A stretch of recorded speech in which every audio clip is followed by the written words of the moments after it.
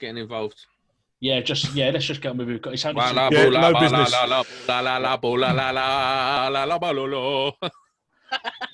Very many listens.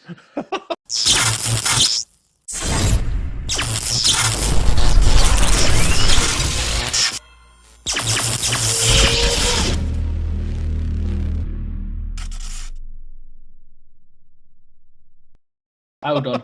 Have you still got that E5 badge up? Yeah. Yeah, lose that. There's some explaining to do. hasn't he? There's some explaining to do about it. It's going to come up, but not tonight. But I'll give you a week. You take the piss out of me. You look like the fucking straight out of fucking North Korea with that fucking haircut. Turn to the side again. It's control. He's got a step. Do you remember steps like when you was like 15? You used to have a step in your hair. That probably is Wait, H. hold on. H from steps. Ain't a step, you idiots. It is a step. Oh, he wears jean shorts, listeners and viewers. He wears jean shorts and got a step. And that is the consequence of when they hold the mirror up at the back, just going, yeah, that's all right, mate, thanks, without looking. Now you lot have messed up my camera. Oh, Jesus Christ. Oh, dear. We're going into the depths and beyond. All right. Now you put... See? This is what happens when you try and mock me. It's a bad man haircut. It's like through tellers. Bad man. How much you pay for that? Pay for what? Don't worry about it, all right? Just don't worry about it. Because listen, there's too many people get triggered too easily here. If you want to get into a banner war, let's do it. But just remember, there's a lot of hurt feelings around here. Rick's new name, I've got him in my phone, but now it's Dom Jolly. Trigger Happy TV. See what I mean? Is this the consequence? I said last week, didn't I? I look like too many people. Like, literally. That's what you look like. You're always triggered. Trigger Happy TV. Oh, I see. Yeah, fair play. All the time. It's fair just, play. it's too I easy. listened to it back on all that today. I was absolutely roaring. Well, it's nonsense, isn't it? It's nonsense. I don't even know what I was It's triggered nonsense. with. Nonsense. What was nonsense? I missed it. What was That was nonsense? Fucking you from obscurity. Electrician of the Year. It's just nonsense. Nonsense. Nah, He's a little bit triggered now and all that. Yeah, mate, if this is me triggered, fair play. I don't know. I don't. You all ready? I feel like I should go push an old lady in a pond now. No, he gets pushed into a pond, doesn't he? That's right. I need a badge for pushing into a lake. Cub Scout. Yeah, that's it. What are you doing? You mad? He was brilliant in his time. He He was. was brilliant. It was. Never watched it. Oh, You missed that. trick there. It's brilliant. Stop. Never Have watched you it. finished looking at yourself in the camera now? Because that puts me right off. That does. Well, All right. Welcome to Monday Club, everyone. The episode 5. We're going to announce the winner today, aren't we? I thought we already know the winner, don't we? The yeah, but I don't think he is a winner. He's self-announced winner. Yeah, but the rules didn't stipulate you couldn't make more than one vote. I just feel like the internet won. To be fair, the internet is the winner.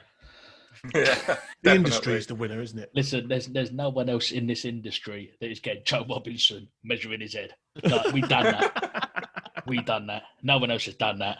Like, listen, I want letters after my name now because no one else is getting Joe Robinson measuring his head. No one in the world.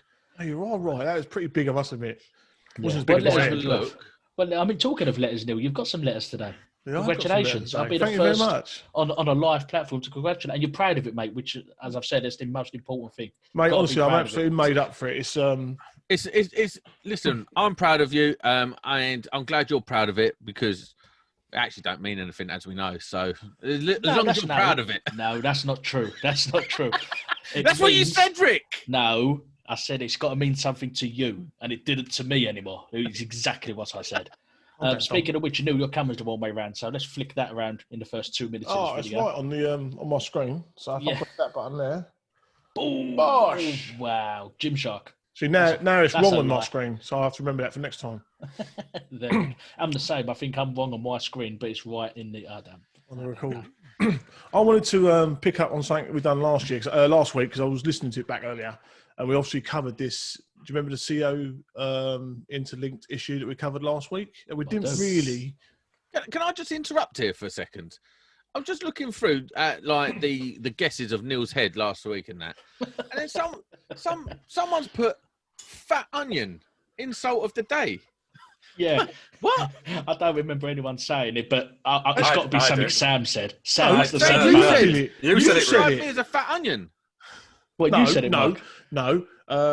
Rick said it. Rick described Sam as an onion, and his definition of why he described it as an onion is because it tastes a little bit less shit on the inside. I don't even remember. And then Sam just went, "Yeah, I'm a fat onion," because Sam was about 3/4 of a bottle of whiskey down by this point. Literally, that's the thing. You know, we talk, and after shit that comes out. And Oh. But yeah, we spoke. So what is that? All you interrupted for? To talk about fat onion. Yeah, fat onion. Are we announcing the winner now? Should we get on straight on? Well, I'm just going through everything to see what the coup is. So, okay, so there's a refereeing decision here because we've got the winner. I think it's been I don't clever. think he is a winner. I think it's clever. I don't think you can't deny the man. No, I think that rules are rules. There ain't no rules saying you couldn't vote for more than one. No, just said you can't put the same number twice. He found a back door and he burst his way in. Yeah. Well, like us all. You know, given half an Mark, opportunity. how many tipples have you had tonight, my friend? None so far. Hold on, what did you just call that? What are you calling it? Tipple. A tipple? I thought it was a lick. It was a lick. Oh, well, I'm posh today. And plus, I'm sober. I'm going to be completely sober. No alcohol until November the 1st. While you're there, sorry, so I've just got to get this. That sign behind you, the Area 51, what does that say? Look at that haircut. For those listening, Sam has actually paid money for a haircut that looks like his blind aunt's done. And it's got a step at the back. You remember them steps when you was like in 1994? Other way. Step. Other way. Kim Jong on. That is grumpy as hell, isn't it? We're having an undercut next time. Kim Jong Un. Yeah. Now you've naffed your camera up again now. Now your camera's all cloudy again. Oh, mate. This is doing my head in. This is a very unprofessional podcast, bros. Well, you turn up your head like that. What do you expect? Listen, we tried professional once. Professional didn't get Joe Robinson joining in. Measuring heads got Joe Robinson joining in. And by the way, if you don't know Joe Robinson Trading, YouTube, got to check it out. Got to give him a mention. That's 2 videos on a spin now. He's given us a mention. Oh, we've given him a mention. So, Joe, we want some payback. Yeah, mate. In the terms of about £10,000 now. We're charging it for a mention. Yeah. That's fair. Some will have you believe. Can I can we just get on to doing proper podcasting? Because all this messing about at the beginning, I'm sure this is not what the industry. Hey, this is it. Us. I don't know what this is it. What are you expecting? He's just got the emphasis about his hair this time. Oh, if you all want a banter war, you know, look, that's it. Listen, if you want a banter, listen, you can't handle it for a start, Rick. Rick can't handle it. Mark can't handle it because he's half cut. And Neil, there's just too many things to destroy about Neil. I've just got like a banter bulletproof vest on. It's like Batfink. My wings are steel. Oh, mate, you're so dumb. Let's talk about the alarm. The CO alarms. If I recall, the votes were Ricky would not interlink them. And I would. Us three said we would. Is that correct? Yeah. So to try and sew up that, but based just to get through, this was based purely on engineering judgment. We didn't really look at any regs or anything like that, did we? No, we didn't have a clue between us. And we made that clear last week that we're outside our comfort zone here. But I thought, as I listened to it, I thought, you know what, I should try and find out the answer and come back to it. So BS 5839 Part 6, which is what we were discussing, fire alarm standard for domestic dwellings. And as I understand, is open now for discussion. There's a new one coming out soon. Which is surprising because it's actually one's dated 2019. Oh, well, maybe I've been given false information. Maybe part 1, I don't know. I've not checked into that, but that was information fed to me. Sorry. Continue. So 13.2, Section B says this. The fire alarm warning should be clearly distinguishable from the sound produced by any other alarm system in the premises. Example, intruder alarm, carbon monoxide warning system. All fire alarm sounders, blah, blah, blah. So basically, you can interlink them, I understand from that, but the sound that the carbon monoxide, if it's a carbon monoxide warning that's going off, it must sound all the detectors with a different tone. I'm not. I imagine it's been covered by the manufacturers, but I'm not skilled enough to even know if that's a thing or not. The trouble is, I think we touched on this last week. There's no way you don't hear them often enough to train your brain to know the difference. But isn't it like a thing that? Remember when fire alarms were like being installed by the fire brigade for? There was an advert back in the day. Free, you could phone up and get your fire alarm fitted for free by the local fire. That's still a thing. That's still free. That's still a thing. It is in my area at least. There was adverts on TV about it, and it was always like check your smoke alarm once a week or something. Who don't do that? Who don't do what? But isn't it like a thing you should be doing? At least like checking your smoke alarm and that. And wouldn't you sort of, if you did that, even if you did it once a year, you'd know what one sounds what. No, you wouldn't remember when they went off. No, I don't think it would, you know. I don't think it would. And I'm pretty sure out of muscle memory from testing alarms, if you interlink CO and smoke alarms or optical alarms, ICO, they don't all change the sound. The fire alarms sound different to the CO alarm, but when they're sounded together, the fire alarm's fire alarm, not the optical alarm's optical alarm, the CO alarm's the CO alarm. They make a different noise separately, but interlinked, they don't all change the tone. Muscle memory, though. That is muscle memory. So yeah, I suppose again we're going down a road that we don't really know, but in terms of the regulations, that's what it says. The carbon monoxide must release a different sound to the fire alarm, or what it says is the fire alarm should be a unique sound. So any other warning system should be something different. Listen, this is boring. Who wants to hear about my week? No, hold on. But I want a conclusion of this. I want a conclusion. So based on all the information we have now, what are you doing going forward installing, and what do you think you should be doing?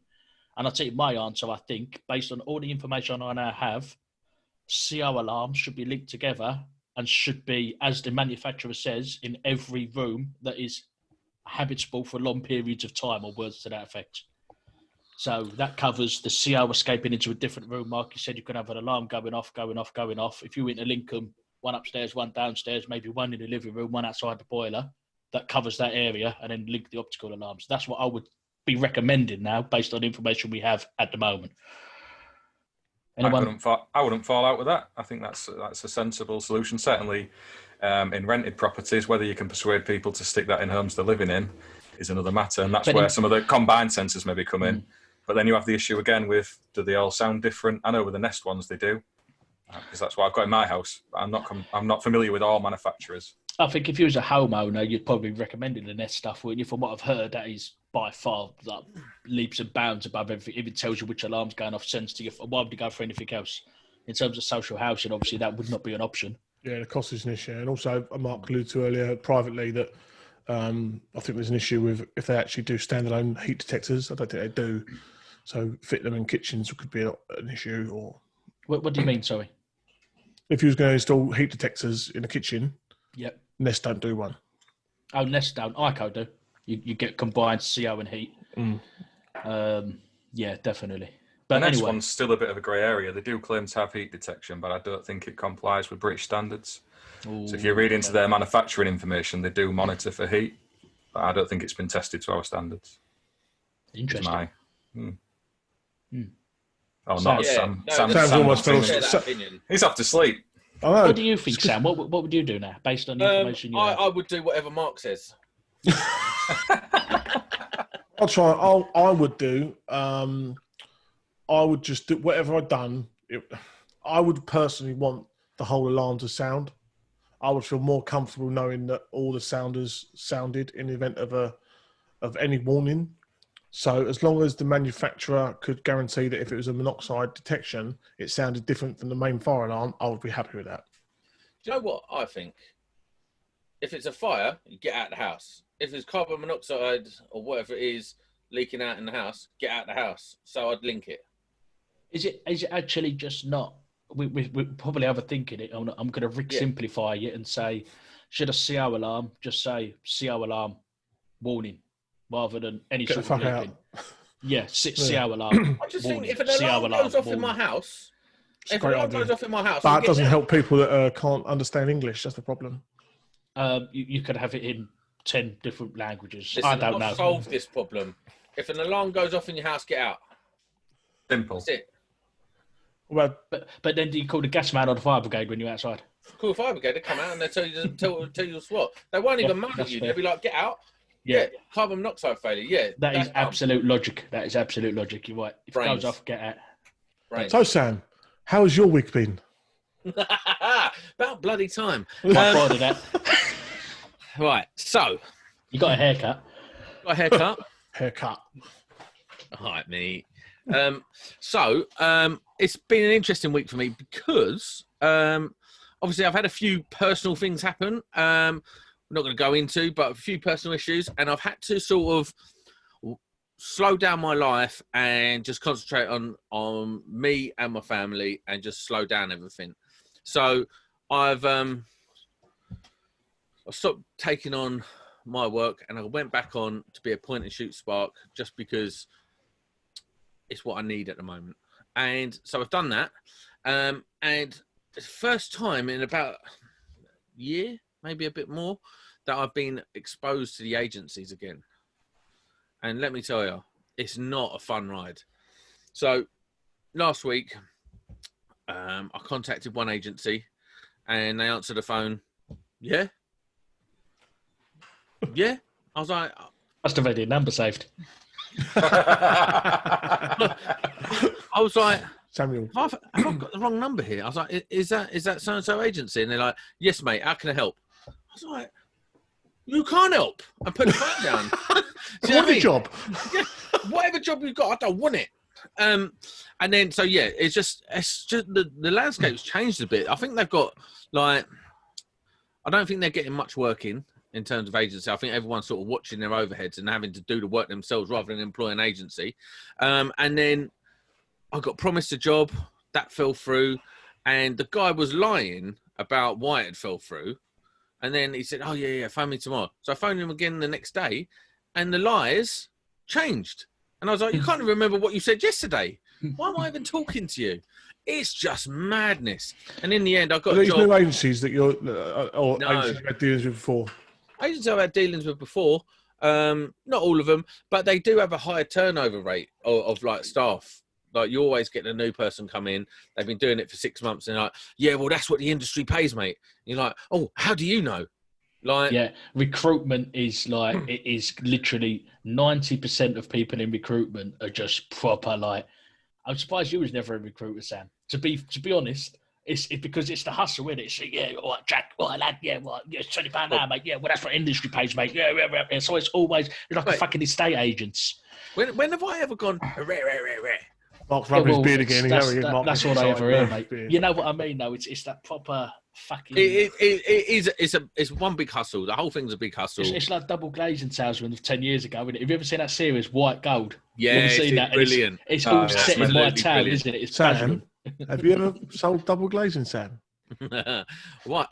Do you know what? Sam, it's a yes/no answer, Sam. Mate, he sold ice to the Eskimos, mate. Yes, it did. But listen, I'm good at it. So, it's just like double glazing salesman. No, so it's been a crazy week. I finally got a job.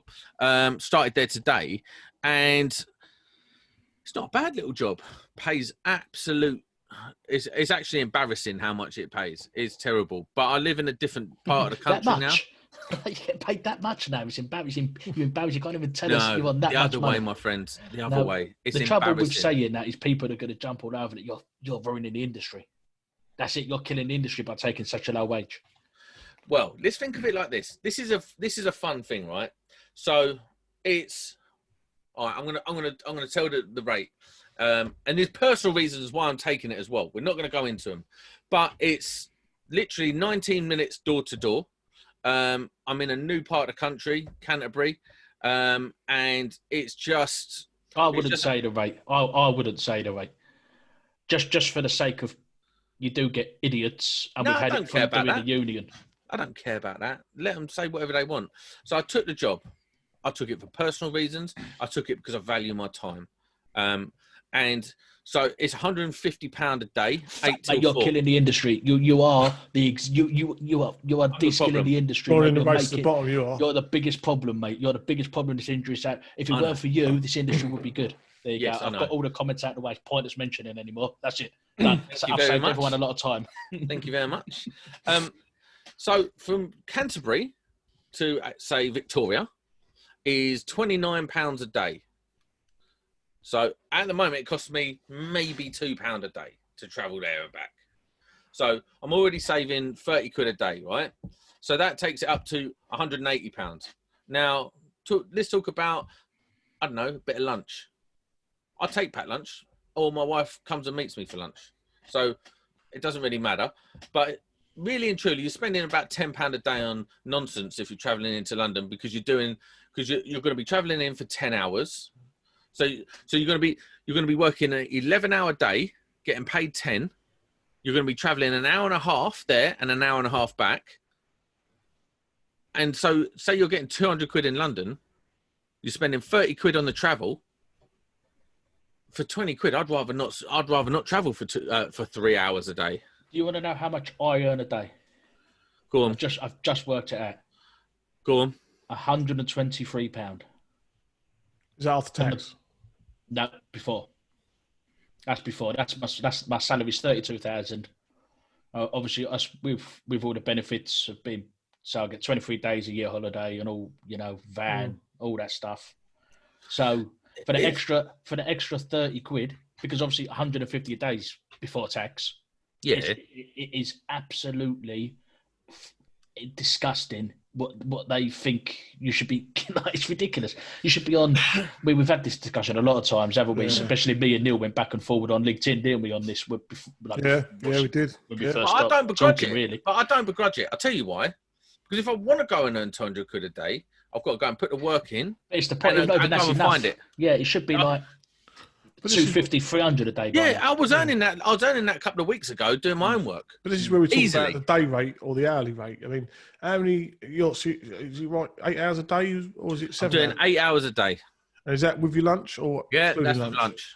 So 8 hours a day. How many 8 hour a day jobs? £200 a day going in London. 8 hours a day. Not many. I've been very lucky for the last couple of months. Well, the last couple of years, I've had quite a lot. I've been earning all right doing it that way. I took this job because the value to me of having a bit of a routine that's 20 minutes from my house. I'm home by 4:20. We're in the car traveling at 4 o'clock. I'm home by 4:20. I'm cycling down the beach to, trying to get fit. Fucking trying. Been there a million times. But do you know what I mean? Like, it works for me right now. Am I gonna do this for the rest of my life? No. But like I say, agency work is the best plan B you can do.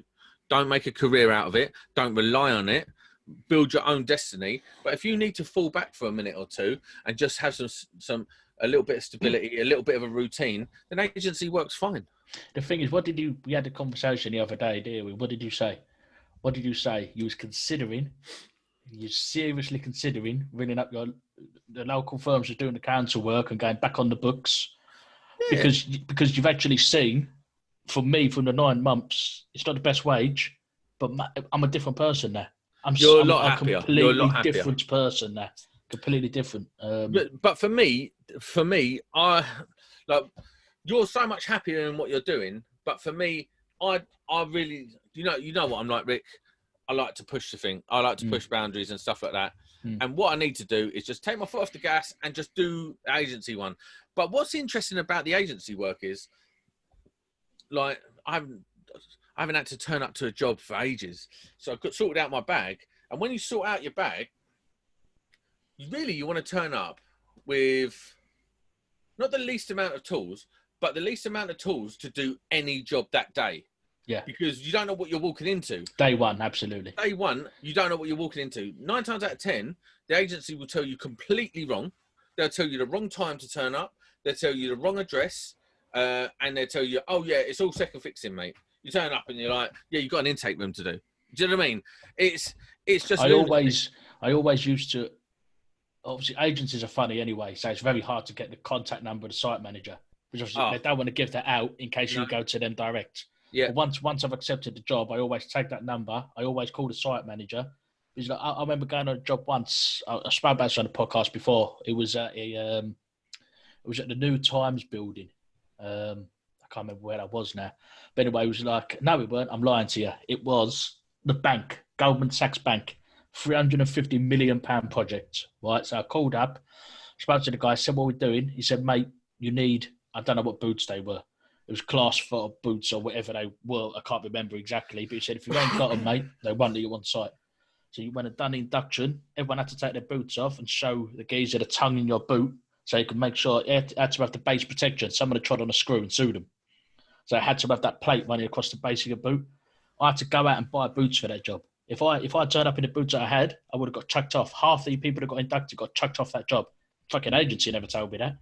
So then what happens? You went up the agency. Why didn't you tell me? Well, you're not getting paid for that day. It's a load of bollocks. So it's always worth winning that fight. So what I like to do is spread the bet, if you like. So I'll get my tools have. So I tend to take an SDS, a combi drill, and a laser in the middle of my tools, and then hand tools to pretty much do anything required. So continuity tester, your standard hand tools for second fixing, and your standard hand tools for first fixing. And that's what I take on the first day. Now tomorrow I've got and I'll get grief for that because National Blue Book Agreement says that you shouldn't have to provide plant, and taking a SDS drill is providing plant, and you're just cheapening the industry and you should be charging for it. I don't believe that. I think we're mercenaries and you get paid to turn up to do a job. Do you remember that? Do you remember that picture I took? It was right before Christmas, probably 2 Christmases ago. One of the greatest pictures of all time. Oh, and it was a LinkedIn post, I think, proper depressing LinkedIn post. I actually made a little meme from it, like, 'twas the cold before Christmas. You know? Is it one of mine? Listen, I'll find it. I'll dig it out for you. It was quite funny, but it's me. Someone else took the picture, someone I was working with, and it's just me sitting there, and I'm just like, fuck. Like, you know, because we all just got laid off about 2 weeks before Christmas. Second time it's happened to me since I've been self-employed. And I was just like, what the fuck? And it's, you know, and it's always the way. What the fuck am I going to do now? You were sitting on like two... I was sitting on two toolboxes. So I had my SDS drill and my combi and impact, and all I got was ridicule. Why are you taking so many fucking tools to site? Are you some sort of cunt? So what? And this was the world we was in when we done the union. These are the people that used to get on us. Why are you taking so many tools? You shouldn't take tools to site. Tools should be provided. No, you're self-employed, mate. No. You shouldn't take drills. They should provide you drills. They should do this. Problem. It was mental. They're trying to if they think they're employed, they're not employed. And this is what people don't realise. They're not employed. You shouldn't even be in that situation anyway, because most of these people, it's all shady, whether it's even lawful to be employed this way, you know, with the IR35, which has been in for a long time, you know, and they're sitting there saying this is what should be happening. Well, no, you shouldn't even be working like this in the first place. Shouldn't even be working like this in the first place. As an employer, and Mark, both of you this question. As an employer, I know you're not big fans of agency workers anyway, because no one is really, because you tend to, the good ones tend to get snapped up and the bad ones tend to be bumping around the circuit for a while. But what is your perception?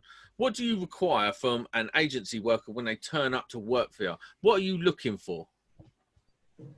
Yeah, it's interesting listening to you guys, actually, because I know very little about the agency sector. I've never really had a lot to do with it. Never worked in that kind of environment myself, not recruited anybody from there. And if I was ever employing anybody, I would make sure I had all the equipment for them, all the materials for them. I would just be expecting them to turn up and provide labour, I suppose. But that's just me thinking about it now. It's really interesting listening to your 2 stories and experiences, and why people would slate you for doing something that's best for your circumstances is ridiculous, to be fair. You're the only person who can make the decision of what's best for you. And if you want to work for £1 a day or £1,000 a day, it's no one else's business. The capitalist market we all work in will dictate what that is. And, you know, it's up to all of us as grown-ups to make those decisions. Where it does fall down, I think, is that there's too many agencies who are in control of large contracts. There's not enough actual employed labour and decent jobs that people would want to take. It's too much of a short-term thinking from main contractors and employers. I agree. Neil, what's your thoughts on I used agency recently for the first time, and the experience was quite pleasant in terms of the people I was dealing with in the office, so to speak. They were very polite.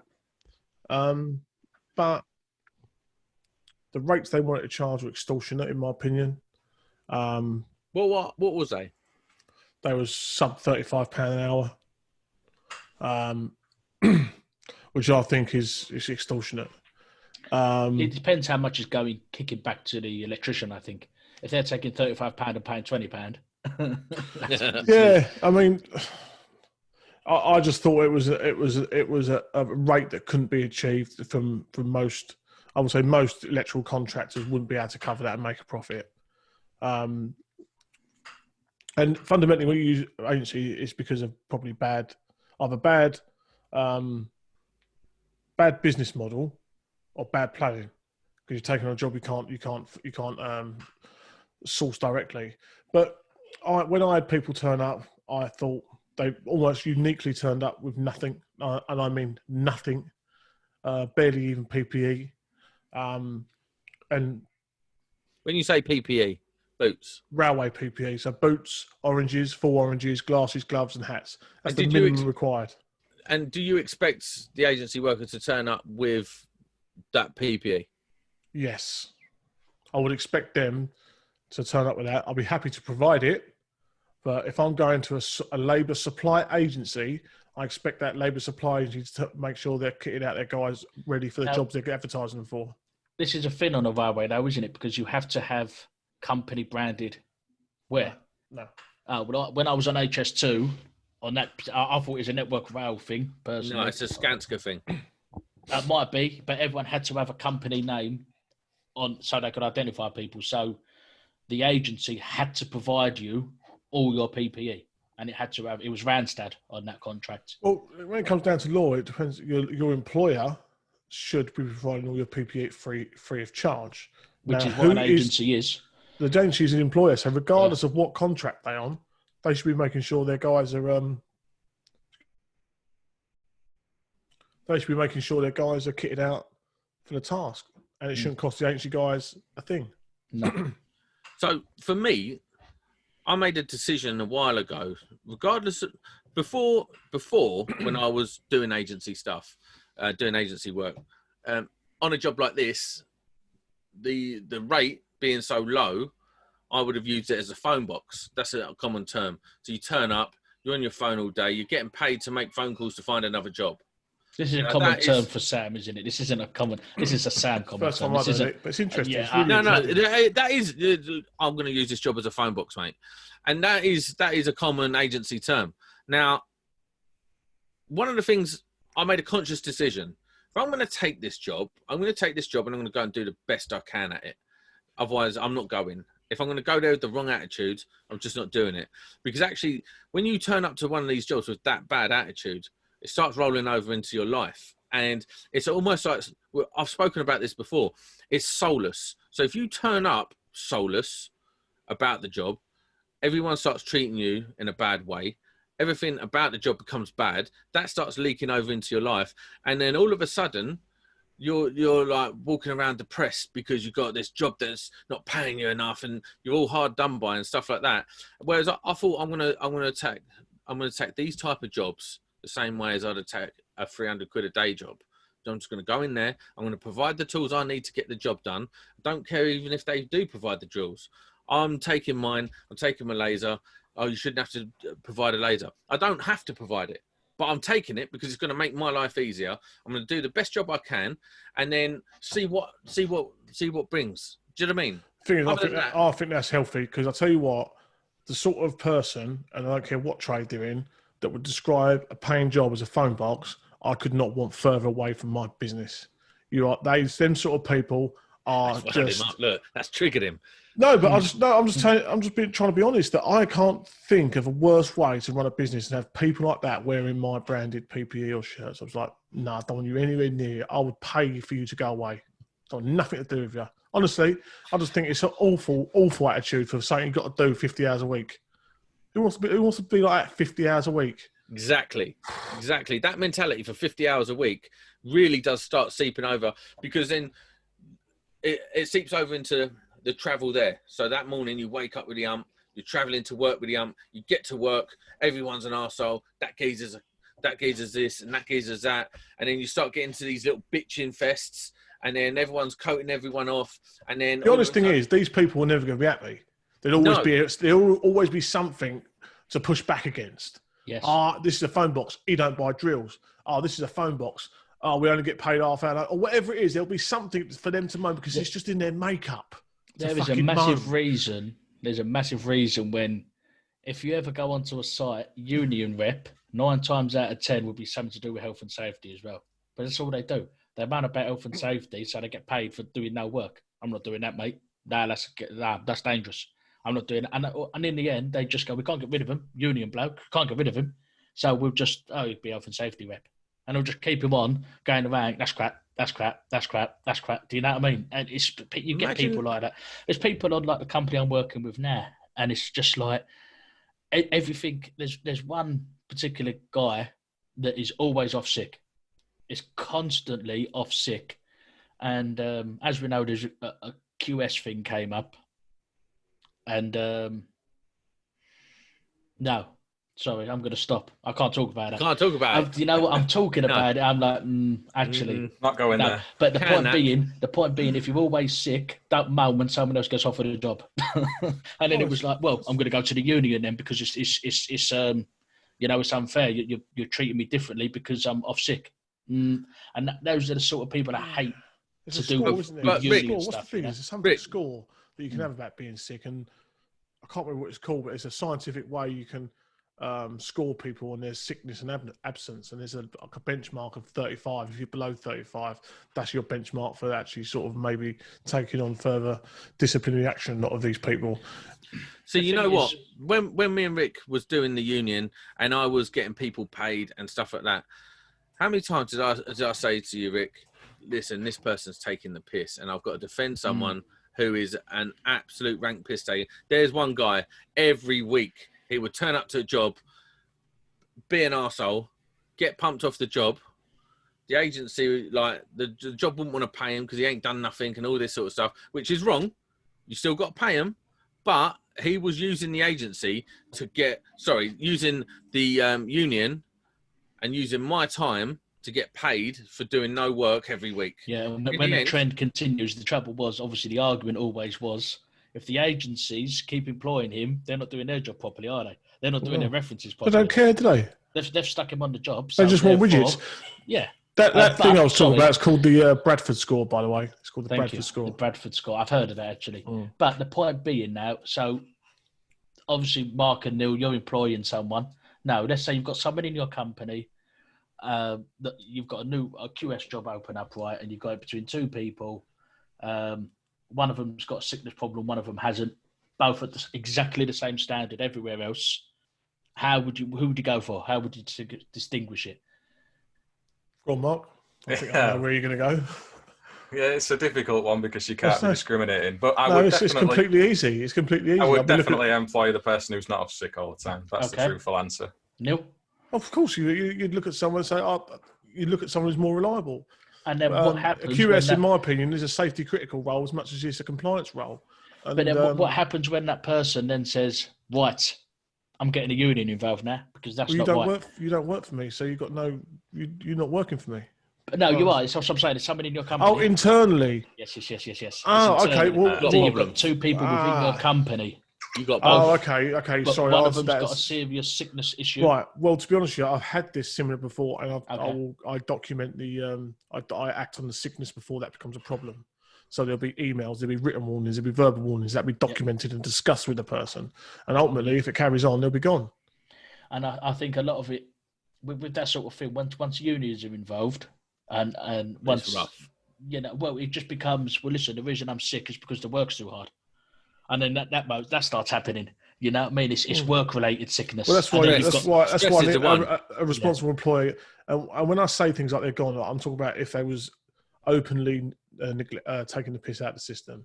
If someone's genuinely sick, I want to work with them to make sure they get better because they're a valuable part of the team. And we don't really employ people for their qualifications. We employ them for how they get on with the team, first and foremost. Everything else can be taught. So you're telling me you are employing non-qualified or the unskilled to do Spark's work? No. That is literally, that is the exact sort of comment we would have had. Yeah. Electrical workers, that's a trigger. You stop calling them electrical workers. Oh, God. Electrical workers. If you call them electrical workers, you're de-skilling. They're electricians.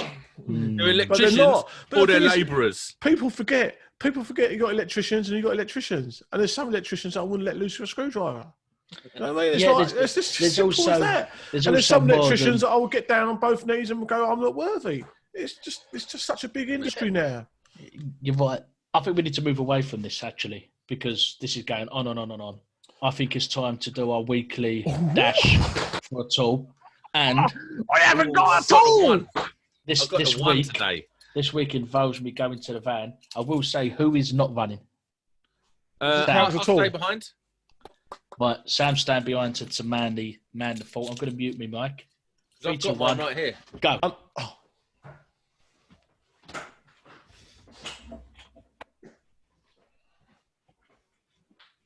Well, so whilst those ugly lot have gone off, who else thinks that Mark looks like he's having an allergic reaction to something today? He's very puffy. So we're gonna refer to him as Allergic Mark from this point on. Other than that, what else has been good this week? I've started actually cycling, and every day this week I'm going to be cycling 5 miles. I need to actually lose. I'm 19 stone, and my goal is to lose a stone by November the 1st. I'll still be 18 stone, so I'll still be a very fat bastard, but I will be less fat. So that is my plan. I'm also doing Sober October as well, so that's quite. That's going to be quite an achievement. But I've already started it, so I'll look. What's he brought back? Can I ask a question? Go on. Do I have to do a serious one this week, or can I have a little laugh? Do a serious one. So I'm doing a silly one. I can't use my find out if your 3-pin plug is compliant card. I like that, huh?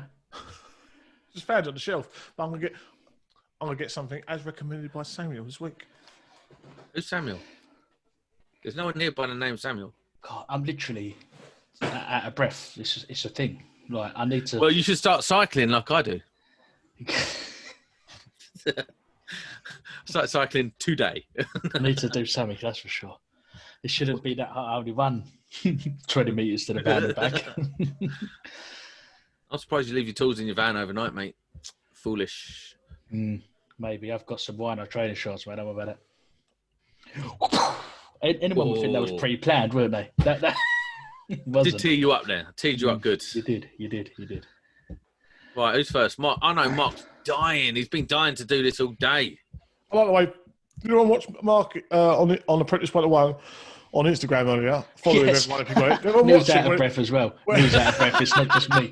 And he didn't even go outside. No, I'm not out of breath. No, I'm not out of breath. But did anyone see where he said about he didn't want his shed to look like a girl's toy area?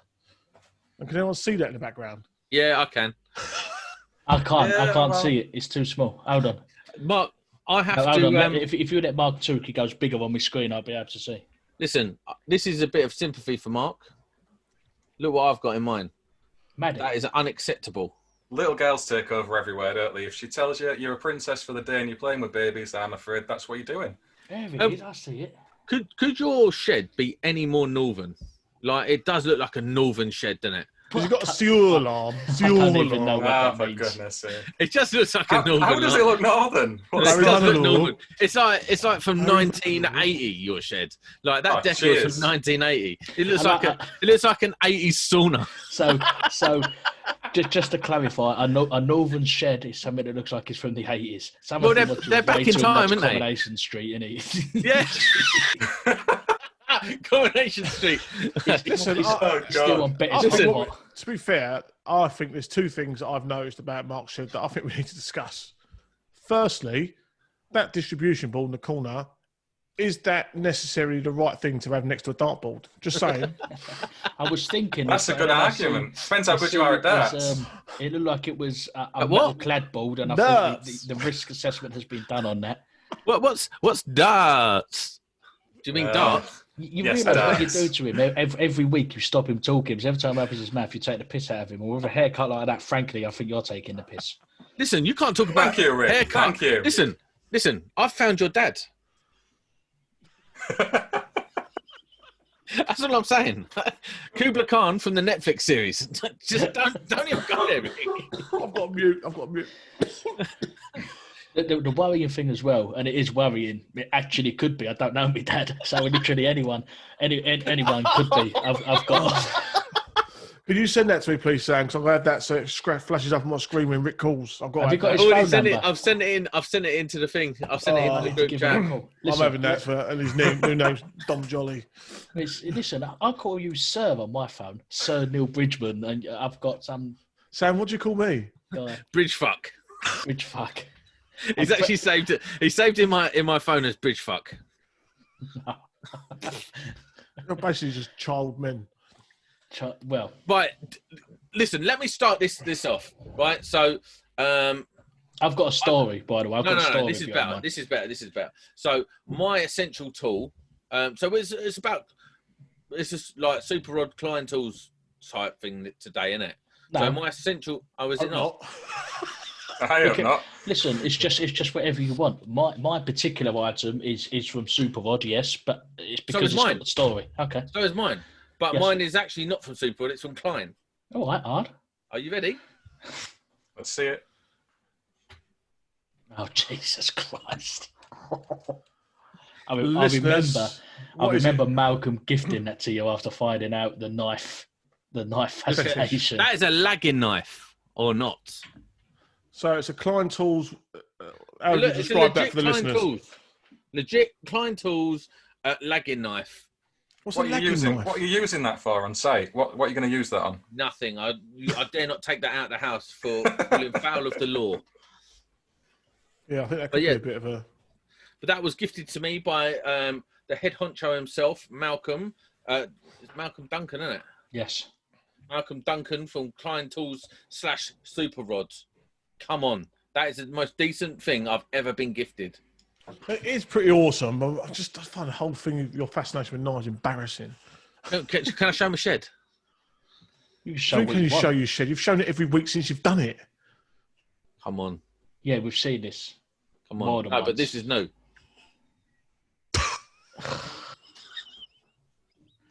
And the thing is, if there was one person on this show, I'd be like, what is he doing? Don't give that man a knife. He will run with that. Your camera's not focused now. I don't know what's going on. Well, I'll tell you exactly what's going on. You keep moving it. Well, you keep picking it up. It's like amateur hour, isn't it? Yeah. I don't really know how to do it now. Hides the haircut though, so that's good. It looks better, doesn't it? Turn it off and on. Off and on again. Shall I get on with mine? Shall I tell my story? Or does someone needs to, because go for it. Okay, right. Who's got one of these in their van? The mega set. I know I'm away from the mic. Anyone got one of these? No. I have the smaller set. Definitely ain't. Why not? I've got the smaller set. You got Mark? I've got the smaller set, the basic one. The smaller set. So the only trouble with this, and I have said this, these tubes are great, but they're so hard to get apart. There we go. Stuck up my finger. So the actual, what I wanted to show you, I've done a video on this, by the way. We'll stick a link up somewhere, Neil. Yeah, back there. So when I've done a video, I talked about the rods. I didn't talk about this little set that comes with it, which is all the attachments, because I hadn't really had a chance to use them. But I'm going to paint you a picture.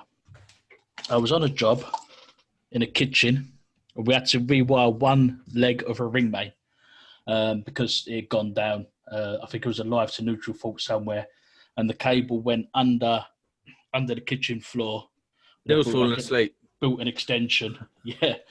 And we couldn't get to the old cable anyway, so we had to rewire it. And they built like a little bit of a void wall that we could get behind. I had to chisel the side out. And we could see where we had to go, but there was no way of getting there because there was kitchen cupboards on the wall, so we couldn't go to the wall. It'd be above the ceiling, take a massive chunk out so we could get up and over. So I pulled this out of the van, and this little thing here, let me show you. So this chain I attached on the end of the rods, I poked the rods through, and then I managed to get another rod with this magnet through the socket to catch that chain, and then pull the whole set of rods through. Probably saved about 4 hours on that job and a whole lot of destroying everything, because you could literally, you imagine that just dangles on the end of the rod. It was coming in. I had someone else standing at the socket, see that chain with his rod, come in, caught it, and then pulled it out. And that's strong enough to pull right through. You get the chain through, grab the chain, grab the rods. Mate, that's pretty awesome. I must admit, that is pretty awesome. That's a cool tool. Very cool. Such a simple thing, isn't it? That's one of them tools. That's like one get outer, I call them. There's one tool you use to get you right out of the shit, and you go, that's worth it already. Mate, they've got loads. Even like, do you know what that's for? This little thing here. Can you see that? What is it? That is just a little thumbnail for screwing into your rods to get all the grit out, so you keep a clean thread. That's thinking about everything, but there's loads in here that you've got a light and. But for that particular job, obviously you've got, most people think of a hook, weren't they? Normally you'd go straight to the hook. Yeah. You'd be trying to get the rods through, trying to hook that rod and get that would have worked. The chain and the magnet, absolutely superb. Saved me so much time. You can actually buy these now. So if you've got a rod set like yourself, Mark, you could buy this, just the accessory pot. You don't need to buy the whole big set. Where can you get that from, Ricky? Superrod.co.uk, but we'll put a link down for the exact item in the show notes. We will indeed. That is an awesome bit of kit, I must admit. I like it. Things like that when you don't... I've never seen anything like that. I've obviously seen rods before, but the little attachments is what really makes...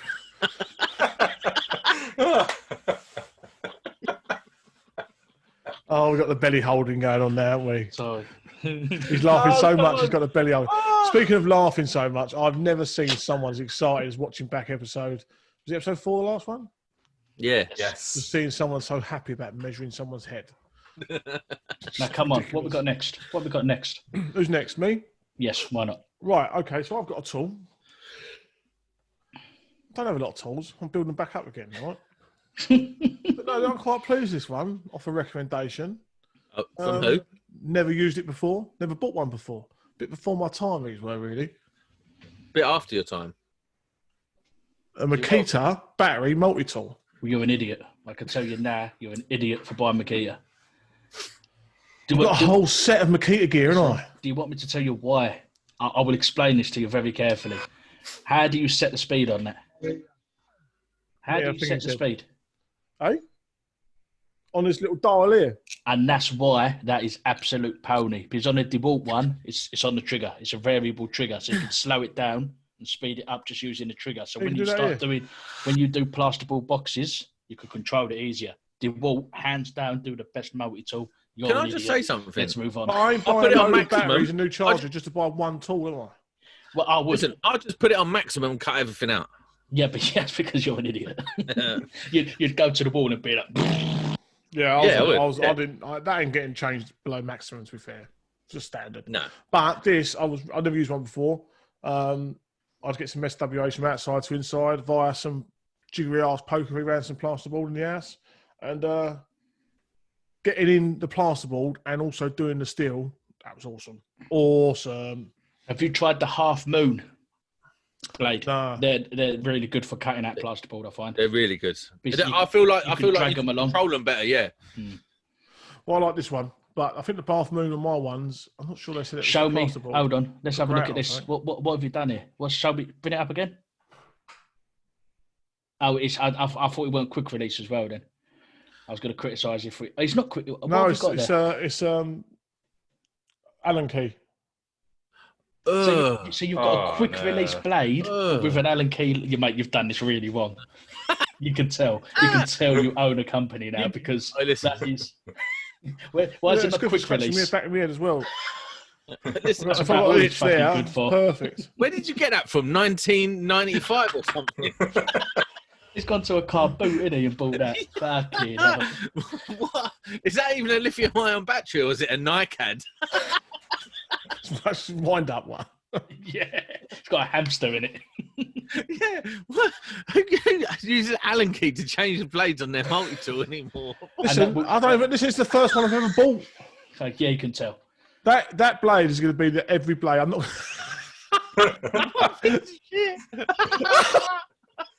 That is. I'm actually fucking pissed off now. This is bollocks. Yeah, you really fucked up there, mate. You seriously fucked up. Anyway, if anyone does want to purchase this, we'll put a link in. Yes, please. Yeah, Sam, get the real one out.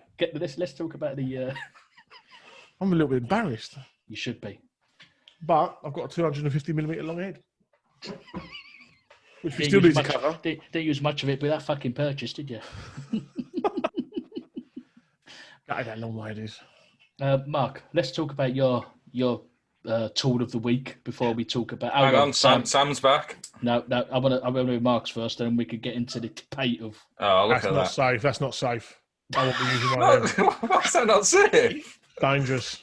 Listen, your Allen key will come loose every 2 or 3 cuts, so you'll be doing that up. I guarantee How about you. when I bought a chainsaw, I lost all bolts in the side of the chainsaw within 30 minutes. Every single... Has everyone used a chainsaw before? No. Yes. Once. So you've got two... you've got a tensioning bolt that tensions the chain, and you've got 2 bolts that hold it all together. Now, for some reason, the one I bought, they weren't like...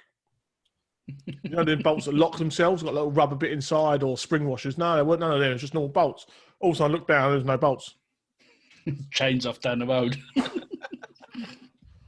That's what's going to happen to you. Listen, next time, before you ever buy a tool again, please. Sam recommended that and gave me the part number. No, I did not. No, I did not. I gave you part number to the blades. Stuttling while you lie. Mark, save us, please.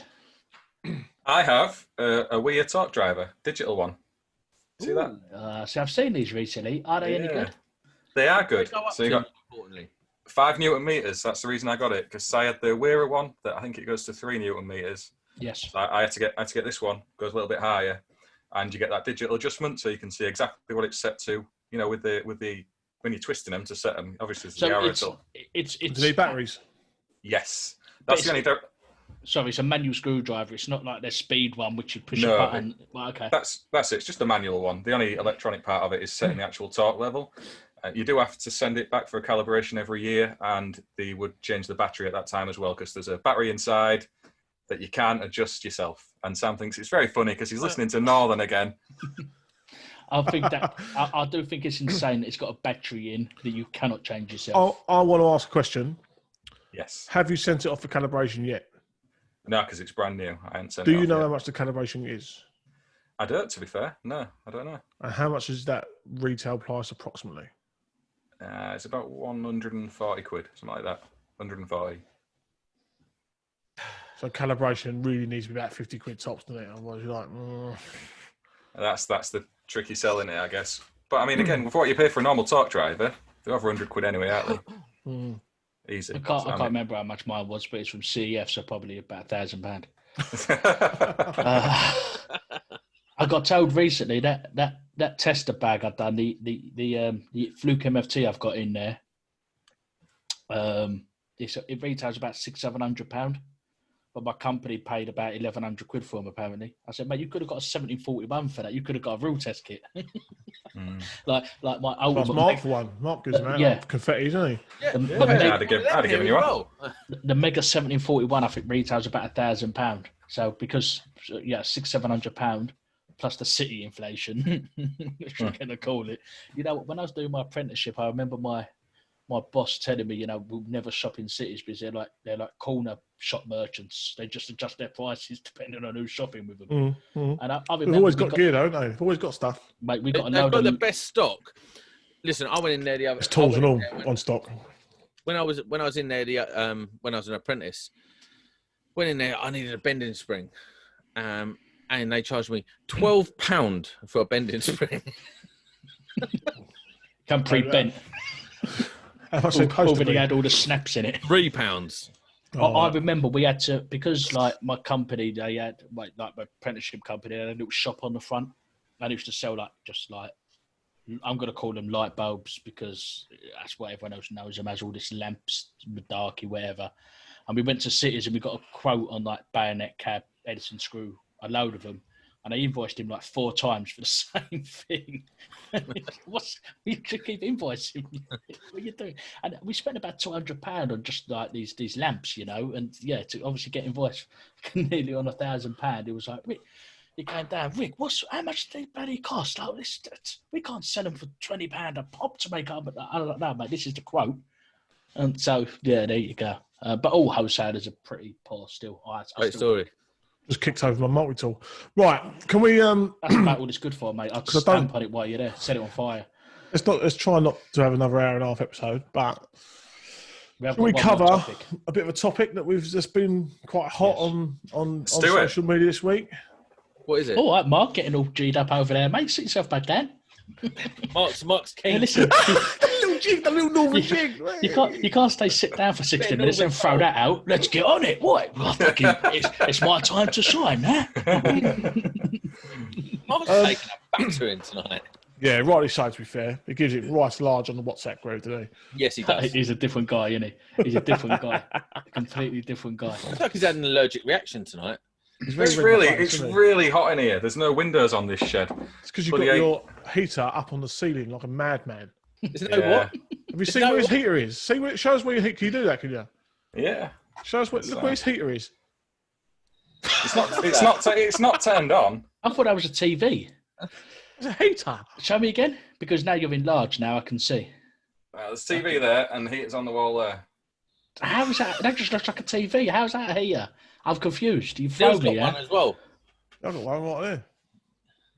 You can control it off his phone. As opposed to Sam, that just pisses himself when he needs warmth. Right, no, right. So I want to talk about what was discussion earlier. So I'll put a tweet out going, the NICEIC are not responsible for the poor contractors on their books or the poor work that's carried out by their contractors. Discuss. No, you didn't. Yes, you actually said, "Come on, Monday Club," and convince me otherwise. Yeah, but everyone bottles it, and they got no. They're all very brave on the old textbook, on the old keyboard, but we'll have an adult conversation. There's not many takers. I read that really wrong as well. I thought originally when I read what you wrote, I thought you was calling that the NIC. It's only when I sort of went down it about, we are seeing what you're saying. But for those that didn't, explain exactly what you meant by that tweet. So I'm getting more and more frustrated. Not frustrated, but it just grinds on me. The amount of people, generally from the Holier Than Thou Club, that will just sit there and go, look at this, done by another install by an NIC contractor, another install by, and showing shit work all the time. Like the NIC have got some magical wandering power to control their contractors and everything they do on site. I think it's just an absolute nonsense. And on the flip side, you never see, look at this great job carried out by an NIC contractor. Oh, look at this wonderful workmanship here carried out by an NIC contractor. I just find there's a lot of NIC haters out there, but they don't. That's just put me right off. Ricky just walked out with a black cat. Yeah. What's he doing? Some sort of warlock. No, I feel like there's a lot of NIC haters out there who just dislike the NIC because they're the NIC. And when you actually... Do you know what it is? Do you know what it is? They're not disliking it because it's NIC. They're disliking it because they feel that the CPSs have a responsibility to the industry that they're not living up to. Because I suppose you can look at it from a cold-hearted perspective of the CPSs are a business, and that's first and foremost. But they do have a responsibility to the industry, and some people feel like they're not living up to that. Now, I don't necessarily agree that it's up to the NIC to police the industry, although it kind of is part of their job, part of their description. Absolutely not their job at all. What are you talking about? So, to be a competent person, they have to check your work, correct? Yeah. But remember, this is not a power subject for me. So, to be a competent person, you have to have your work checked. So, you have to meet a certain criteria, which they police, correct? Yeah. So it's kind of their responsibility. They don't police, they audit. What is the difference? When you police something, you generally punish. Oh, you're odd. So... That's the terminology. What's the terminology? But, it is what it is. I do feel like they probably could do more, But again, I don't blame them for all the failings in the industry. It is what it is. What is Rick doing? God knows. I think the cat's done a piss on his sofa. It definitely has. This is YouTube gold. He could have turned his camera off. He's got no idea that he's just getting basically he's just gone like this and gone. The cat's pissed everywhere. Oh, that's brilliant. No, but the CPS thing. Let's be serious for a minute, and that's coming from me. If you are listening, go and check out YouTube at about 55 minutes. You'll see Rick cleaning up piss off his sofa. But I'm going to stop talking because actually you two are the experts on this panel of hosts. I won't call myself an expert. Well, listen, yours are expert as they come. I kind of agreed with you on the Twitter thread, Neil. And, I think a lot of people throw mud at the NICEIC because they're an easy target.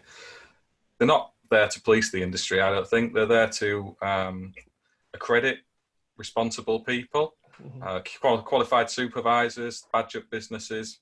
And all the time we're chucking mud at them and highlighting all the bad things we don't like. How many people are acknowledging loads of the good stuff they do? They do a lot of fundraising for the electrical industry.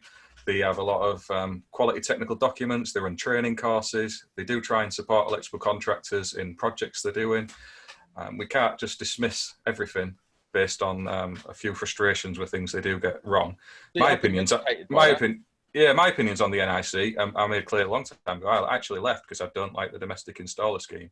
But that was all I did. I decided I didn't like it, so I did something about it. I went somewhere else. I don't like the whole mentality of chucking mud at things, especially from people who aren't necessarily members of the NIC. Yeah. Do you actually have any first-hand experience of what goes on internally at that organisation to the finest point of detail? If you're going to say something on social media that something's bad, I want to see all the evidence to back that up. Where's all the stuff that's good? Like all their contractors they've got out there every day that producing shit hot work that you're totally dismissing because you want to say, well, look at this here, there's a load of crap. And we also have to remember that the NIC have the biggest number of members in the whole industry. So there's a very good chance that any install you're going to see, good or bad, is probably going to be NIC. You're not going to get a fair representation of the CPS's quality checking based on that only. All of the CPSs have bad contractors within their memberships, and all of them have good. And it comes down to individual integrity at the end of the day, as far as I'm concerned. It's a lazy argument, and I think we need to move away from that. That's my own personal opinion. I think it's bang on, and sort of the things that frustrated me. It was like, as the thread developed, the same people that were criticising the NIC for allowing bad work, to put it roughly, allowing bad work. It's not like the NIC were ever allowing it. Of course they weren't. When someone's doing a good job, they never sit there and go, look at this. They didn't attribute the good workmanship to the NIC in the same way they attribute the bad workmanship to the NIC. It's like the NIC cannot inspect every single job everyone has ever done. It's ridiculous. Nor can Nappy, nor can Stromer, nor can Alexa. None of them can do that. It's just ridiculous to even expect that to happen. And yeah, so that's my thoughts on it. To change the subject, sorry, I'm just going to give you, because there will be people going, what was Rick just doing there? I think we know exactly what he was doing. Yeah. Your cat pissed all over your sofa, didn't he? Well, it was worse than piss because, as we know... Mate, and that's an half stink as well. Well, that's what I noticed. I was like, wait a minute, I know that fucking smell. So, little tray behind this door, cat behind me, and obviously I completely blocked their way to the little tray. So, yeah, that's a mass kitten 101. That was, I think. I should have known better. So, what do you think about the NIC responsible for their bad contractors? Are they the sole blame? No, but I do think the complaints procedure, from what I hear, although Mark, you say it's been quite good for you actually, but from what I did say that actually, yeah. And I've had no involvement in it. It isn't great. I know they offer. Last time I looked at Platinum Promise, which involves sending the same contractor back. I don't see how that works. You can't expect, if a contractor's done a bad job, you can't send that same contract back to rectify. But at the same time, who do they send? Can I jump in on that? Because as a contractor, I would hope that I would have the right to correct any mistakes that I made.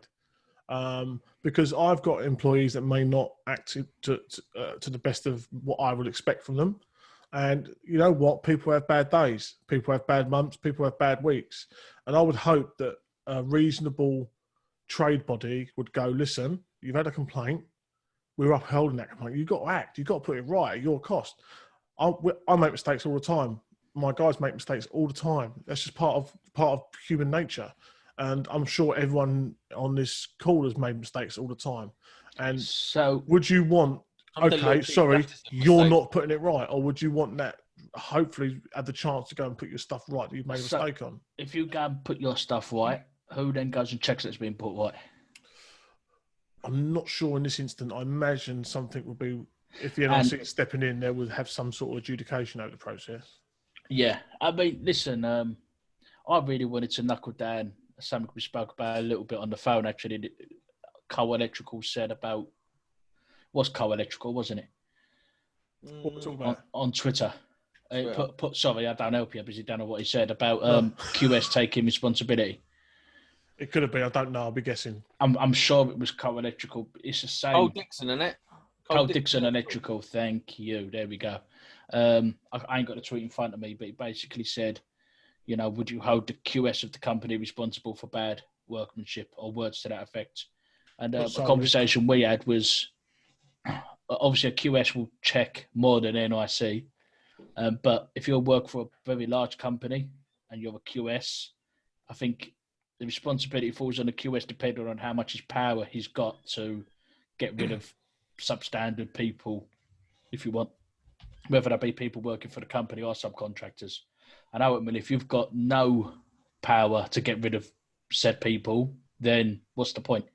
What's the point of, as a QS, keep reporting people and nothing ever changes? And do you then start getting a bit downhearted, or do you carry on? Doesn't it come back to license to practice argument? Like, we should all have a license to practice, and if you keep messing up, then you have your license revoked. Or if you're not, you need to point your camera down a bit, or sit up. Yeah. Oh, I'm sorry. Yeah, I think that is a good argument for the license to practice. But I just wonder, when all's said and done, how many people will really ever get their license revoked? Because listen, no one's turning up unannounced. No. You know what I mean? And that's the end of it. That's the truth. You know what I mean? And I'm sure 95% of people do the best they can every day, right? But if you're going to fiddle the system, short of someone doing an unannounced visit, which would never happen because you couldn't even possibly get that through health and safety or anything. Short of that happening, it's probably the best system we've got. And you've got to hope that the client or the management or the end user votes with their feet, just like Mark did with the NIC when he wasn't happy with what they'd done. He voted with his feet and moved and changed who his membership scheme was with. And you'd hope that responsible clients would see these things happening and vote with their feet and use different contractor. I've got a question for Mark about this. Mark, when you so obviously the NIC is the number one recognised brand in the market, in the CPS market, and in the electrical industry as a whole. How much did it affect you walking away from the NIC in terms of working for estate agents and stuff like that? Because they very rarely accept any other one, do they? They always want the NIC and stuff like that. Did it affect you in any way? It certainly did. That's a very good question, Sam. And it's true. It's the main known brand. Any estate agent or large commercial customer is going to know the NICR generally. Certainly facilities managers, duty holders, that's what they're going to ask for. So it took a bit of convincing. I sort of got a bit better at it as time's gone on. So it's an easier thing to approach and educate people around now. And to be fair to Mike Andrews, especially at NICEIC, he actually said himself he would personally deal with those kind of things. Certainly if it's contained in tender documents where it's stipulating the NIC, he'll actually approach the authors of those documents to challenge it. I'm not sure on the legalities of the way those documents are worded, but he certainly made the impression that it wasn't legal to stipulate the NIC in those documents. But I think it all comes back to individual accountability, doesn't it? We're talking about a license to practice, which is a separate issue to if the NIC are responsible for all the crap work that's going on. I think that there is people who have serious questions about the domestic installer route, and the number of people who are badged by the NIC via that route, and I totally can sympathise with it. That's the thing that I didn't like. But that's not their fault. The system's been put in place through UCAS and through the government to operate in that way. It's not the NIC who invented it and put it in place. They are a business at the end of the day. They're not a charity. They have Electrical Safety First, or whatever it's called now. It's the charitable arm of what used to be the NICEIC's when it was a charitable organisation in the past. So we need to remember they are there to make money. And ultimately, a lot of the people who are going to bend the rules of this system would do it anyway. So whether we're going to be challenged, I mean, Neil's saying as a responsible employer, if he had a complaint, he would deal with it professionally, and probably the NIC wouldn't need to get involved in that process, Neil. I would say you would just front it out yourself and sort it out with the client. But when they are involved and this particular contract has gone out of business or been thrown off the NIC's register, that's where issues start to flare up. What do the NIC actually do about that, rectifying that situation? And my personal experience is they jump on it and sort it out, because I think there's eight jobs I've reported, and 4 of them they've had other contracts put onto and corrected it. That's good. And I think the other big thing to remember with any CPS scheme, who do they work for? Who do they work for? Who pays them? Exactly. So it's very easy saying this and that, and they should do this for industry and that for industry. Industry don't pay them. People that work in the industry do. I don't understand why they should. Why should they? Well, there's that argument as well. I get annoyed. Perhaps I gave some feedback to the NIC the other day. I was like, why? I'm a paying member. Why are you giving so much information out for free? You know, I'm a paying member. I'd like to have some of that information solely as a perk of being a member of the NIC. Now, I know we can sit there and say it's holier than thou, and you know what, we've got to, we should be giving back. You should be giving back to your paying members because we pay for it. Yeah, and that's always a fair point, and that is always something people completely miss. This is why I try not to have an opinion on it, because I've never had to deal with it in any way, shape or form. So for me to have an opinion on it, I don't know enough about it, but I find the whole argument interesting because it's just another fascinating part of the electrical industry that's being that's like this position in the industry that people are all sort of circling around, moaning about different things. And I just like the positivity that you guys bring around it. The fact that you're adding some sense and logic to it instead of just moaning and then cheering and then having fans cheer your moaning about it. You're actually talking about it from a sensible, logical point of view, which I find it quite refreshing, to be honest. Well, it's, what Mark just said there is bang on. People are criticising NIC for carrying out legal stuff. The route to qualification has not been decided by them. It's been done. You say UCAS and who was it, Mark? It's the UCAS registration system that all CPSs work to, but it's government behind it all. Where Part P was brought into practice. We're looking at the wrong. These people are fundamentally blaming the wrong people. It's like they're working to a scheme that's set down to them from the government. Go and lobby the government. It's a common thing, and it's like going back to the union thing where they're blaming everyone that works in the industry. It's popular, isn't it? It's so much bigger than that. It's so much bigger than that. These big companies that don't want to employ electricians, hence the whole Besner thing and getting metal munchers in rather than qualified electricians because they're cheaper. By thinking that's controlled by all the foreigners, mate, that come over and take all our jobs, you're insane. It's so much bigger than that. You're just looking, and the thing is, the people, you know, in our instance, Unite the Union, obviously, I see something earlier with the cable jointing thing, MVQ level 3 on cable jointing and distribution there. And it's like, you know, this deal was agreed with the ECA, the JRB, Unite the Union. But the fuck do they know about anything? What the fuck do Unite? I know they're on the back of all your ECS cards. Yeah, we know it's linked like that. But yes, they sort of pipe up fucking all over the place, and they sit back and laugh. They sit back and laugh because they've got a load of people that, you know, like I just said, you know, it's everyone else's fault, and it's almost like Brexit, isn't it? It's like they're rising against us. They're starting to realise, what should we do? Brexit, that'll divide them. Boom, and everyone's just like. One thing I feel like the NIC could do better. However, I think they could be more vocal in their with the public and with contractors on social media. I think they struggle there a bit, and I think sometimes there's silence that gives other people confidence to bash them. And I would just like to maybe hit back a bit and sort of nap it great at that. Go, no bollocks. I don't use that terminology, but in metaphor, it's like, no bollocks. We do this, we do that. We're proud of what we're doing. I'd like to see a bit of that from an NIC. Go, no, sorry, we're proud of what we're doing. This is what we're doing. This is what we're doing. But the reality is, as soon as they pipe up, everyone goes, whoa.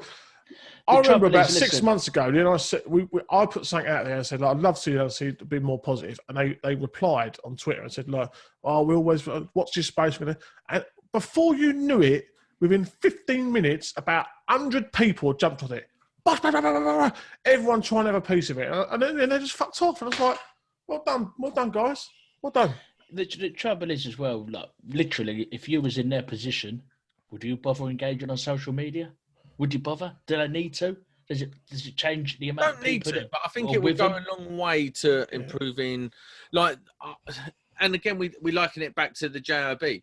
They don't really engage very well.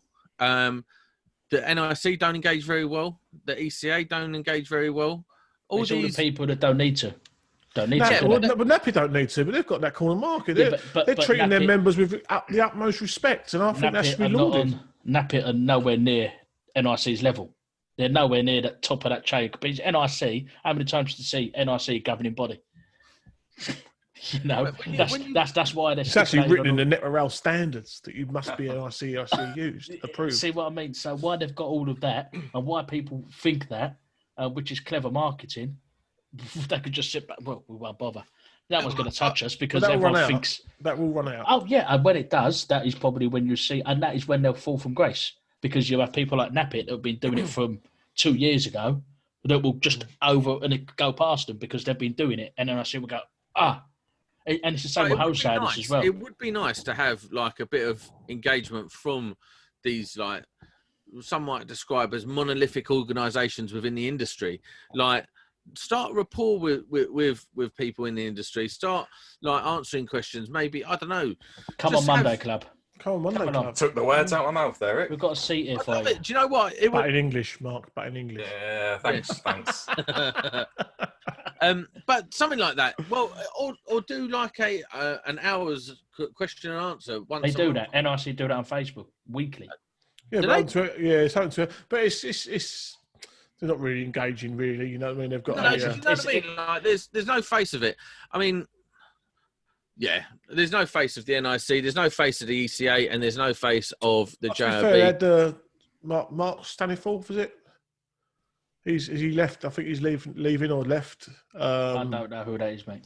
Yeah, so he was like. Then before that, was it Tony Cable? He was NIC. Tony Cable, I know. Yeah, obviously. Dave Austin. I know, but one of the Staniforth's little proteges that he's brought in, forgive me, I can't remember his name, but he knows his shit. He's a great front man. I think he'll do some really wonders, and he's a young fella. But he's starting out. He's a young fella, and I think if he's allowed to embrace social media and start getting involved and start pushing it back, because I'm just sick of hearing these people tagging NIC and saying, look at this, NIC contractor. And it happens daily. It's such a dumb argument. It just shows you don't really know the facts about what you're talking about. You never see it from anyone else, do you? You never see it from, and that's not because the other schemes don't have bad people working for them. It's because if it's anyone but NIC, I won't bother with that. I won't bother with that because that's not where the bashing hammer is. And realistically, how many times, like you say, and I know there was an incident of one of the elect shows where they were turned up, and is that what you were talking about earlier?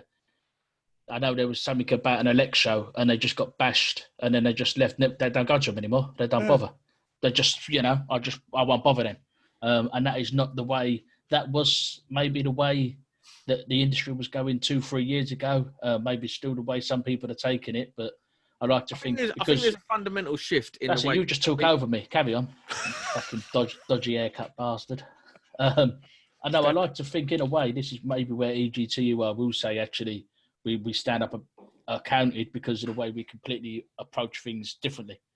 There's no agenda here. There's no agenda exactly, at all. and I think it's refreshing. There's so no now agenda. There is a platform. People can come on and talk without getting bashed, and we can have that conversation with anyone. We will ask difficult questions. To our ideas. None of us are married to our ideas. No. Like, if you can change my mind, I'm open to it. Mm. And it's easier to change Sam's mind as well. Yeah. Just I would have a bit of candy, and it's like, yeah, go with that now. What's candy? Do you mean sweets or chocolate? Because we're English. I mean candy. Right. With all that said, anyone got anything else? Yeah, I have. Go on, mate. So before we wrap up, we need to announce the winner. Winner. Yes. So we'll see if he's still listening. So who is the winner? Wait, but I think someone else is a winner. No, I disagree. Right. Well, where is he? Let me find it. What was the size of your head? 250. 260 really. No, it wasn't at all. 320. 250 millimeters. How much? 250 mil. 200, and there was someone that guessed 250, so we've got a winner. Yeah. Yeah, that's but it. I think there's more than one. I don't think there is. I checked Podbean earlier. There was no guess anywhere near on Podbean. That's because Podbean, which is such a fantastic thing to comment on Podbean, you have to actually download the app. But there was some guesses sign on into Podbean. it. There were some guesses on Podbean. Yeah, that's why I'm just saying that. So if you are listening, Joe Robinson guessed 250, didn't he? No, 255. Oh, okay. Yeah, so if you are listening on Podbean, I did see your messages. So I'm sorry, you're way out. Can we just have let's just do it one more time, just so as we can confirm it. I agree. Oh, someone's had a Turkish shave today. I might have shaved 5 mil off. This could be. But we're going against our own rules, though. No, I think we take an average of the two. No, I disagree. It was. I mean, did we announce the size of your head? We did. Yeah. It's done then, isn't it? You can't remeasure. You can't do it. Go up. You can't. No, this is not a thing. This don't count. Let's just see what Fresh Neil's head is. We can see what Fresh Neil's head is, but this ain't. It's got to go further up. No, it hasn't. Why you just get me tits now? That is my hairline. Yeah. And that. Keep going. Yeah, I can't see. You keep talking. I can't see the camera. More. There, look, that's skin. I can see skin through my finger. No, up. That's it. Stop. Down a bit. 230 mil. It's going towards more normal size, isn't it? It's 250. We're all agreed. See, that's where you can't change it because now your head's smaller. You can't handle that. Yeah, I know. Yeah, you've got to go back on the word now. It's got to be 250. So, who's the winner on 250? Oh, it kills me to say this. I think a fellow, only a northerner can say his name. So go on, Mark. Go on. Jay Beck.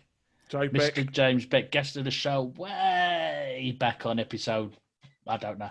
And a little guest on Rusty Backbox for a while, wasn't he? I think he turned up to Rusty Backbox a couple of times. He did. Turned up at the, he went on the Rusty Backbox. We've got another Rusty Backbox episode sitting there, actually. Have we? We have. Episode 6 was done. David Sophie said the audio was so bad. I've not listened to it. It's sitting there for a couple of weeks, so that is a thing. That is a thing. We will release that soon. So there you go. So it's Jay Beck. I'm a bit. I don't really want to send it to him, but I will. What was James Jay Beck's Beck first guess?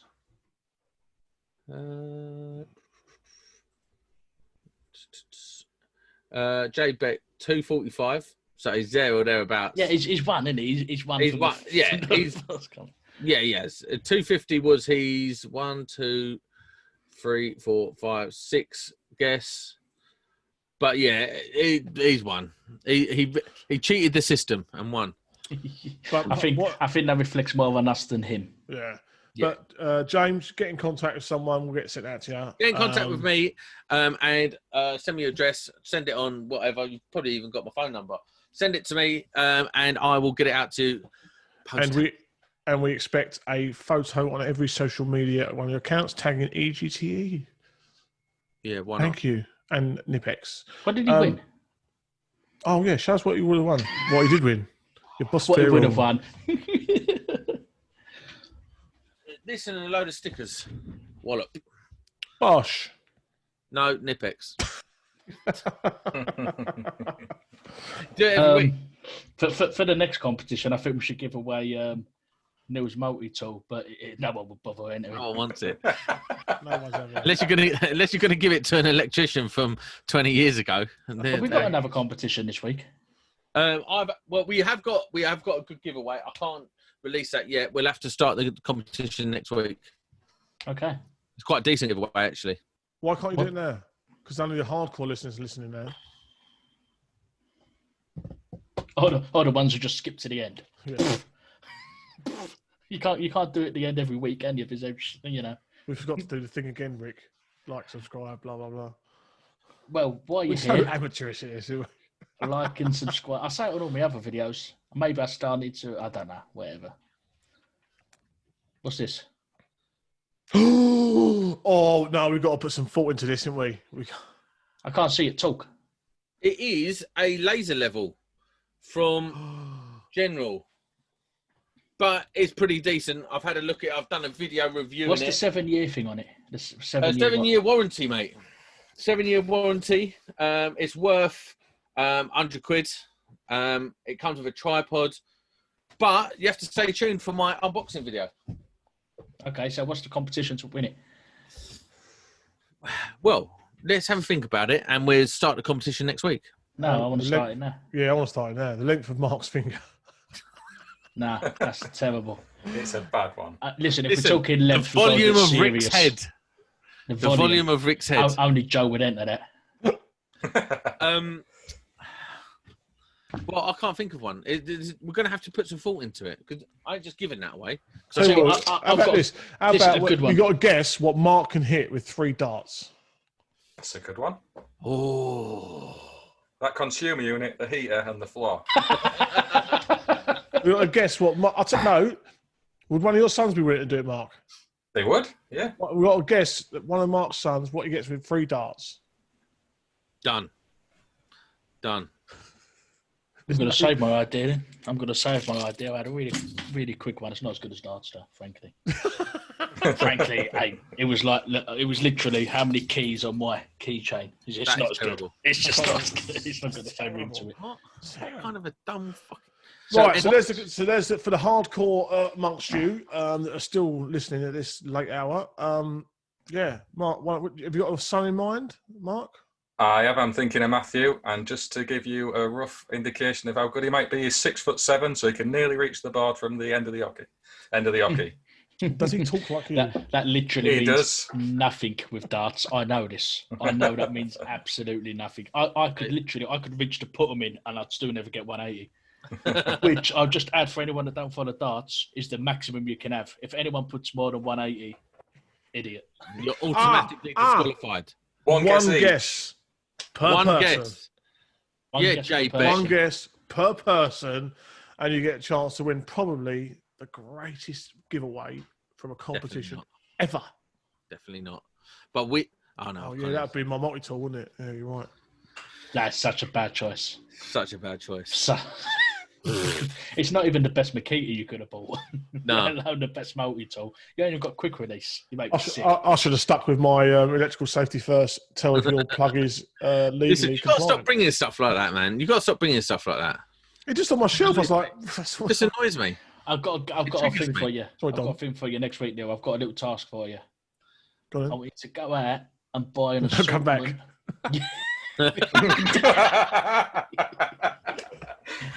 I want you to go out and spend your own money. Sorry about that, but you're rich anyway, so it don't matter. Buy an assortment of them little plastic safety plugs that you stick in sockets that we always say you shouldn't use. And I want to see how many actually fit in your little card there. Because this is the debate, isn't it? That mostly, because they're of no British standard, most of them end up snapping and breaking off because they don't actually fit the fins properly. Yep. So I think it'd be an interesting little thing to look at. Yeah, it might be. Yeah, probably not, but you know. Why not? Let's have a look. It's a common Listen, thing. how hours have we been recording for? No, it's not too bad. Well, we're going to go. So see you later, everyone. But yeah, the competition is 3 darts. Mark's son, Matthew, is going to throw 3 darts, and you've got to guess live. He's going to throw them live on next week's Monday Club. 180. TCL 1XR Red Cross Line laser package. See you later, everyone. Decent. Bye.